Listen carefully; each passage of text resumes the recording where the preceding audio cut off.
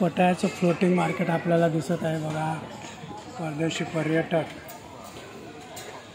आपल्याला पाहायला मिळत आहे. ते देखील फोटोग्राफी करताना आपल्याला दिसत आहे. तर हे सुरुवातीपासून आपल्याला बॅक साईडला बोटिंगने जावं लागतं आणि बॅक साईडपासून चालत नंतर आपल्याला फ्रंट साईडला चालत यावं लागतं. तो फोटो काढतोय.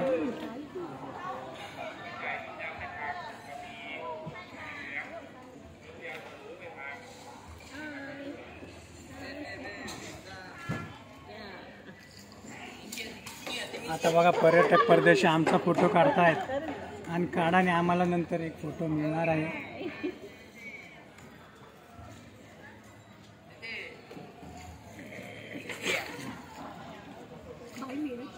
बघा समोरून अजून दुसरी एक बोट येताना दिसते. त्यामध्ये आपल्याला इंडियन पर्यटक दिसते.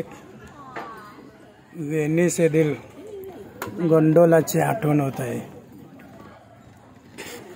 हे बघा असं फिरत फिरत आपल्याला परदेशी पर्यटक शेवटी येताना दिसत आहेत. छान नजारा पाहायला मिळतोय. सर्वात पहिल्या सीटवर मी बसल्या कारणाने समोरचा व्ह्यू मला छान दिसत आहे.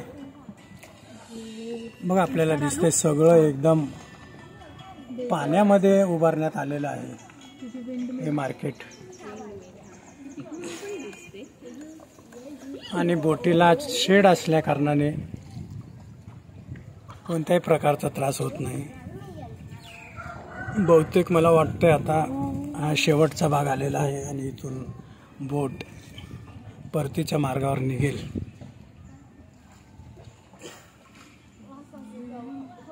बघा इथून आता टर्न मारेल यांच्या राणी. समोर बघा रस्ता आपल्याला दिसतोय. म्हणजे साधारणपणे इथून राईट टर्न घेणार आहेत. तर फ्लोटिंग मार्केटचं पाणी बघा आपल्याला कसं पाहायला मिळतंय. मधोमध बॅलन्स ठेवा. बॅलन्सच आहे.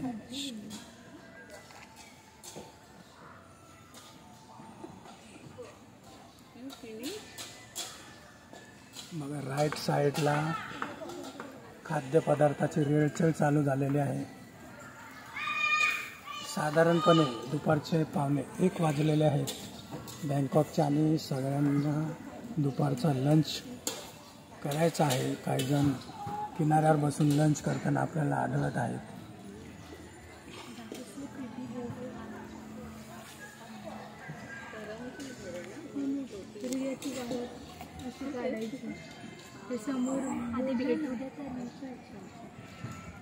अशा प्रकारे छान अनुभव आपल्याला आढळून येतोय. समोर गर्दी झालेली आहे. तिथे आता आपल्याला उतरावं लागणार आहे.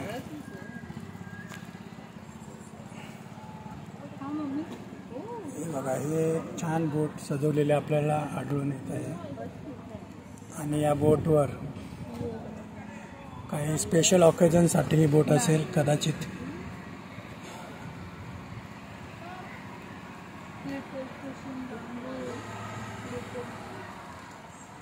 समोरील बोट आपल्याला दिसत आहे. आता आपल्याला हा मुक्काम फ्लोटिंग मार्केटचा इथे संपवावा लागेल.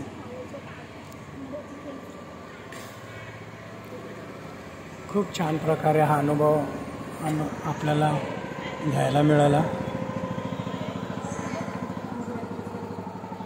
पर्स आहे मार्केटमध्ये, कपडे आहेत, हॅट आहेत. आता बघा आमची बोट किनाऱ्याला लागणार आहे.